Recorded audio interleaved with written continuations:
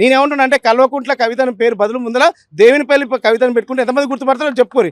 కేసీఆర్ అనేది బ్రాండు, తెలంగాణకి కేసీఆర్ బ్రాండు.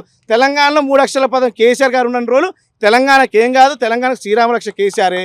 అంతే తప్పితే ఇప్పుడు కూడా లాస్ట్కి మీరు చేసే ప్రయత్నంలో కూడా మీ పార్టీ పేరు కూడా కేసీఆర్ గారు పెట్టిన పార్టీ పేరు ఏదో లింక్ కావాలని పెట్టుకుని, కానీ కేసీఆర్ లేకపోతే మీరెవరు? మేము కూడా మీరెవరు అన్నా మాలాంటి ఎవరో అనామక వ్యక్తులమే ఎక్కడి నుంచో వచ్చి ఊళ్ళ నుంచి వచ్చి కేసీఆర్ అంటే ఆయన ఒక హీరో లెక్క, ఒక సినిమా హీరో లెక్క ఉంటే అన్న కనపడని దేవుడు దండం పెడితే ఏ వరం ఇస్తాడో ఇయ్యాడో తెలియదన్న. మా పిల్లలు బాగుండాలి, మా ప్రాంతం బాగుండాలి, మా పంట 6 నెలల పంటకే 100 సార్లు దండం పెడతాం వర్షం పడొద్దని.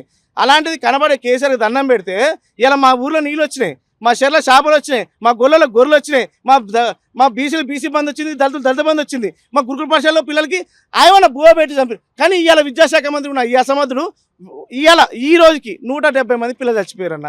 ఇవన్నీ కనపడవు కవితమ్మ గారికి. ఇవన్నీ ఎంత నేనేమంటున్నా అంటే కవితమ్మ గారికి కూడా చెప్తున్నా, మీ పేర్లు ఫస్ట్ కల్వకుంట్ల కవిత మార్చేసి దేవునిపల్లి కవిత పెట్టుకున్నాక మీరు రాజకీయం ఏమైనా చేసుకోరు, కానీ కేసీఆర్ గారు మాత్రం విమర్శ చేయబాకండి.